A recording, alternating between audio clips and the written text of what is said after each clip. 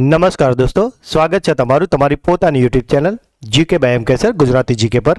આજે આપણે આ વિડીયોમાં 9 જાન્યુઆરી 2026ના 15 મોસ્ટ એમબી ટોપિકને ડિટેલમાં કવર કરીશું, એ પણ ખૂબ જ ઝડપથી. તો પૂરો વિડીયો બહુ ધ્યાનથી જોજો. વિડીયોના અંતમાં તમારી ટેસ્ટ હશે જેના જવાબ તમારે કોમેન્ટમાં લખવાના છે. મિત્રો, આપણે અહીંયા એવા જ 15 પ્રશ્નો પસંદ કરીએ છીએ કે જે પરીક્ષાની દ્રષ્ટિએ ખૂબ જ ઉપયોગી હોય અને જે તમને તમારી તમામ જીપીએસસીના ગૌણસેવાની સ્પર્ધાત્મક પરીક્ષામાં ખૂબ જ ઉપયોગી થાય. તો જે લોકો ચેનલ પર પહેલી વાર આવ્યા છે એમને રિક્વેસ્ટ છે કે એટલીસ્ટ 10 દિવસ આ ચેનલને ફોલો કરે, તમને પોઝિટિવ વર્ક જરૂર દેખાશે. અને જો હજુ સુધી ચેનલને સબસ્ક્રાઇબ ના કરી હોય તો પ્લીઝ અત્યારે જ કરી લેજો. તો ચલો સ્ટાર્ટ કરીએ છીએ વિડીયો.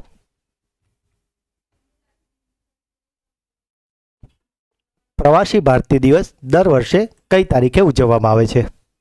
તો મિત્રો, આજે પ્રવાસી ભારતીય દિવસ છે તે ઉજવાય છે 9 જાન્યુઆરી એટલે કે આજે ઉજવવાનો છે.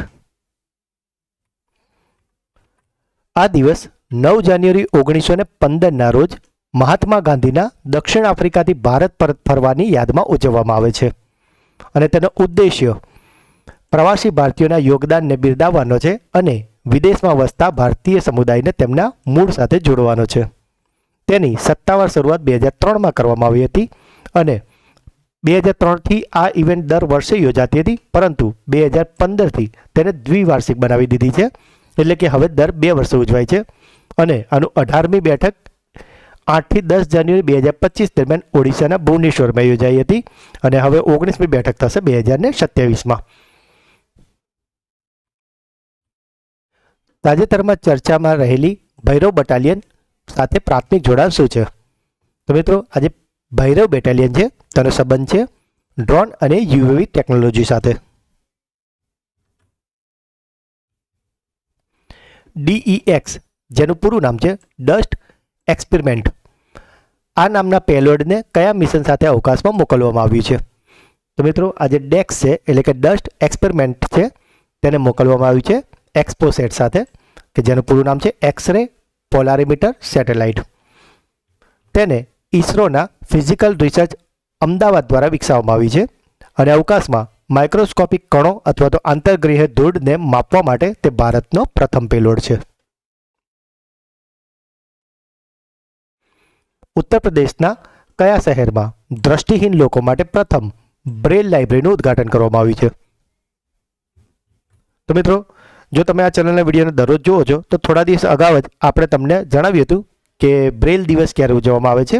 જો તમે એ વિડીયોને જોયો હોય તો તમે કોમેન્ટમાં લખજો કે બ્રેલ દિવસ કઈ તારીખે મનાવવામાં આવે છે. અને હવે આ જે દ્રષ્ટિહીન લોકો માટેની પ્રથમ બ્રેલ લાઇબ્રેરી છે કે જેનું ઉદ્ઘાટન કરવામાં આવ્યું છે ઉત્તર પ્રદેશના લખનઉમાં. NHAI એટલે કે નેશનલ હાઈવે ઓથોરિટી ઇન્ડિયાએ કયા રાજ્યમાં એક્સપ્રેસવેના નિર્માણ દરમિયાન 2 ગિનીસ વર્લ્ડ રેકોર્ડ બનાવ્યા છે? તો મિત્રો, આજે એક્સપ્રેસવેના નિર્માણ દરમિયાન જે 2 ગિનીસ વર્લ્ડ રેકોર્ડ બન્યા છે તે બનાવ્યા છે આંધ્રપ્રદેશ ખાતે.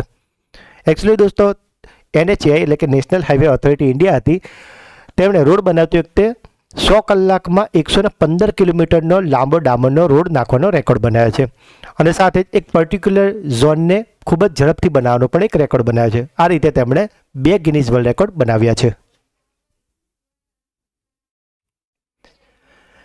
કયા દેશ સાથેના દ્વિપક્ષીય કરારમાં ભારતની આયુષ પ્રણાલીનો સમાવેશ કરવામાં આવ્યો છે કે જે પરંપરાગત દવાઓને માન્યતા આપે છે?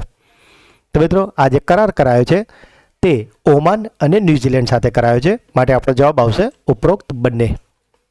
મિત્રો, થોડા દિવસ અગાઉ પણ આપણે જે આયુષને લગતો એક પ્રશ્ન આવ્યો હતો તેમાં આયુષનું પૂરું નામ કહ્યું હતું. તો જો તમને ફરીથી એ રિવાઇઝ કરાવડાવી દઈએ કે આયુષનું પૂરું નામ થાય છે આયુર્વેદા, યોગા, યુનાની, સિદ્ધ અને હોમિયોપેથી, અને આ 5 નામોથી બને છે આયુષ નામ. ભારતની સર્વોચ્ચ અદાલતે કયા દેશની સર્વોચ્ચ અદાલત સાથે ન્યાયિક સહકારને મજબૂત કરવા માટે MOU કર્યા છે? તો મિત્રો, આજે આપણી સર્વોચ્ચ અદાલત એટલે કે આપણી સુપ્રીમ કોર્ટ છે, તેણે જે દેશની સુપ્રીમ કોર્ટ સાથે MOU કર્યા છે તે દેશ છે ભૂટાન. ISO IEC 42001 આ એક સર્ટિફિકેટનો નંબર છે. આ સર્ટિફિકેટ મેળવનારી ભારત અને એપેક ક્ષેત્રની પ્રથમ પેમેન્ટ કંપની કઈ છે? મિત્રો આ જે સર્ટિફિકેટ છે તેને મેળવનારી પ્રથમ પેમેન્ટ કંપનીનું નામ છે FSS, કે જેને પૂરું નામ છે ફાઇનાન્શિયલ સોફ્ટવેર એન્ડ સિસ્ટમ, તેને FSS થી પણ ઓળખવામાં આવે છે. તાજેતરમાં મદ્રાસ હાઈકોર્ટે કયા મંદિરમાં દીવા પ્રગટાવવા અને પૂજા કરવાની મંજૂરી આપી છે? મિત્રો આજે મદ્રાસ હાઈકોર્ટે જે મંદિરમાં પૂજા કરવાની અને દીવા પ્રગટાવવાની મંજૂરી આપી છે તે મંદિરનું નામ છે તિરુપરન કુન્દ્રુમ સુબ્રમણ્યમ સ્વામી મંદિર. એકચ્યુઅલી દોસ્તો અહીંયા બે જૂથો વચ્ચે કેટલીક બાબતોને લઈને મતભેદ હતા અને જેના કારણે ત્યાં દીવા પ્રગટાવવા અને પૂજા કરવાની બાબતને મનાઈ ફરમાવવામાં આવી હતી. પરંતુ ત્યારબાદ મદ્રાસ હાઈકોર્ટે જોયું કે પૂજા કરવી, દીવા પ્રગટાવવા એ દરેકની ધાર્મિક આસ્થા સાથે જોડાયેલું છે અને તેને બંધ ન કરવું જોઈએ, અને માટે જ મદ્રાસ હાઈકોર્ટે ફરીથી પ્રોપર પ્રશાસનને સૂચના આપી છે કે તમારે ત્યાં સુરક્ષાને મજબૂત રાખવાની છે અને લોકોને દીવા પ્રગટાવવા અને પૂજા કરવા દેવા માટે છૂટ આપવાની છે. બિમસ્ટેક દેશો માટે કેન્સર કેર કેપેસિટી બિલ્ડિંગ પ્રોગ્રામના બીજા તબક્કાનું ઉદ્ઘાટન ક્યાં કરવામાં આવ્યું છે? તો મિત્રો આજે બંગાળની ખાડી છે એની આજુબાજુના જે દેશોનો સમૂહ છે જેને આપણે બિમસ્ટેક કહીએ છીએ તેમની કેન્સર કેર કેપેસિટી બિલ્ડિંગ પ્રોગ્રામનું બીજી તબક્કાનું ઉદ્ઘાટન કરાયું છે વિશાખાપટ્ટનમ ખાતે. મિત્રો તમારા માટે એક ક્લાસરૂમ ક્વેશ્ચન છે કે તમારે બિમસ્ટેકનું પૂરું નામ નીચે કોમેન્ટમાં લખવાનું છે. જેનો બેસ્ટ આન્સર હશે એને હું જરૂરથી રિપ્લાય કરીશ. 69મી નેશનલ સ્કૂલ ગેમ્સની મુખ્ય ઇવેન્ટ કયા રાજ્યમાં શરૂ થઈ છે? તો મિત્રો આજે 69મી નેશનલ સ્કૂલ ગેમ્સ છે તે શરૂ થઈ છે પંજાબ ખાતે. આરબીઆઈના તાજેતરના અહેવાલ મુજબ સપ્ટેમ્બર 2025ના અંત સુધીમાં ભારતીય બેંકોનો ગ્રોસ NPA ગુણોત્તર કેટલા ટકા રહેવાનો અંદાજ છે? તો મિત્રો આ જે અંદાજ છે તેને આંકવામાં આવે છે 2.1%. કેન્દ્રીય માહિતી અને પ્રસારણ મંત્રાલયે એક વર્ષમાં 10 લાખ યુવાનોને AI તાલીમ આપવા માટે મેગા સ્કિલિંગ ડ્રાઈવ ક્યાં શરૂ કરી છે? તો મિત્રો આજે મેગા સ્કિલિંગ ડ્રાઈવ છે કે જેના હેઠળ એક વર્ષમાં 10 લાખ યુવાનોને AIની તાલીમ આપવામાં આવશે. AI એટલે કે આર્ટિફિશિયલ ઇન્ટેલિજન્સની તાલીમ આપવામાં આવશે અને તે છે જયપુર, રાજસ્થાન ખાતે. ભારતના 45મા એન્ટાર્કટિક અભિયાનના ભાગરૂપે કયા દેશના સંશોધકોએ ભારતના મૈત્રી નામના સંશોધન કેન્દ્રમાં પ્રથમ વખત જોડાયા છે? મિત્રો આપ જે ઇમેજમાં જોઈ રહ્યા છો આ છે એ સંશોધન કેન્દ્ર જેનું નામ છે મૈત્રી અને આ દેશની સાથે જોડાયું છે UAE એટલે કે યુનાઇટેડ આરબ અમીરાત. કયા રાજ્ય અથવા તો કેન્દ્ર શાસિત પ્રદેશે રોગચાળા રોગ અધિનિયમ હેઠળ માનવ હડકવાને સૂચિત રોગ તરીકે જાહેર કર્યો છે? તો મિત્રો આ જે માનવ હડકવા છે તેને સૂચિત રોગ તરીકે જાહેર કર્યો છે દિલ્હીએ. તો મિત્રો આ હતા આજના 15 પ્રશ્નો. હવે સમય છે તમારી બ્રેઇન બૂસ્ટર ટેસ્ટનો જેના જવાબ તમારે કોમેન્ટ કરવાના છે. આજનો પહેલો પ્રશ્ન, ઉત્તર પ્રદેશના કયા શહેરમાં દ્રષ્ટિહીન લોકો માટે પ્રથમ બ્રેઇલ લાઇબ્રેરીનું ઉદ્ઘાટન કરવામાં આવ્યું છે? ભારતની સર્વોચ્ચ અદાલતે કયા દેશની સુપ્રીમ કોર્ટ સાથે ન્યાયિક સહકારને મજબૂત કરવા માટે MOU પર હસ્તાક્ષર કર્યા છે? અને આ તો છેલ્લો પ્રશ્ન, કયા રાજ્ય અથવા તો કેન્દ્ર શાસિત પ્રદેશે રોગચાળા રોગ અધિનિયમ હેઠળ માનવ હડકવાને સૂચિત રોગ તરીકે જાહેર કર્યો છે? તો મિત્રો ત્રણેય પ્રશ્નના જવાબ તમારે કોમેન્ટમાં કરવાના છે. હવે સમય છે મિત્રો આપણા સુપરફાસ્ટ ફ્લેશ રિવિઝનનું કે જેમાં આપણે ગઈકાલના જે 15 પ્રશ્નો હતા તેનું એક ફટાફટથી એક રિવિઝન કરી લઈએ. ગઈકાલનો પહેલો પ્રશ્ન હતો, કયા દેશે તાજેતરમાં IPLના પ્રસારણ પર પ્રતિબંધ મૂક્યો છે? તો મિત્રો આ પ્રસારણ મૂક્યું છે બાંગ્લાદેશે.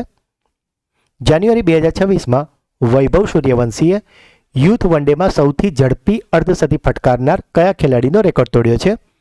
તો મિત્રો વૈભવ સૂર્યવંશીએ રેકોર્ડ તોડ્યો છે ઋષભ પંતનો. તાજેતરમાં પ્રાદેશિક AI ઇમ્પેક્ટ કોન્ફરન્સ 2026 ક્યાં યોજાઈ હતી? તો મિત્રો આ કોન્ફરન્સ યોજાઈ હતી જયપુર ખાતે. જાન્યુઆરી 2026માં ધ મ્યુઝિક એકેડેમી દ્વારા આયોજિત 19મા ડાન્સ ફેસ્ટિવલમાં પ્રતિષ્ઠિત નૃત્ય કલાનિધિ એવોર્ડથી કોને સન્માનિત કરવામાં આવ્યા હતા?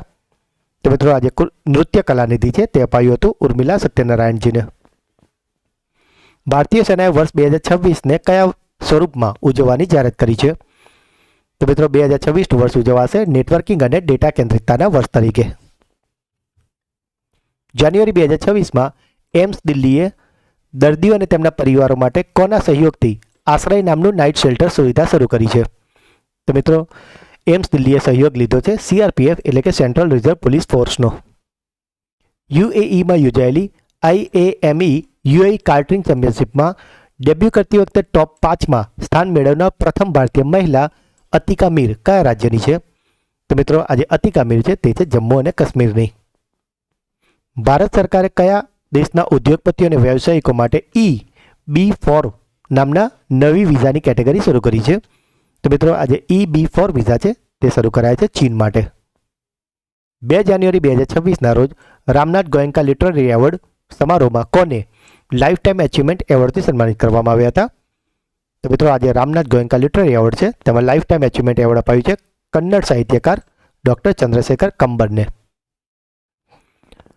કયા દેશે તેના નૌકાદળની શક્તિ વધારવા માટે લોધી નામનું અત્યાધુનિક ગાઇડેડ મિસાઇલ ડિસ્ટ્રોયર લોન્ચ કર્યું છે? તો મિત્રો આજે લોધી નામનું ડિસ્ટ્રોયર છે તેને બનાવ્યું છે ચીને.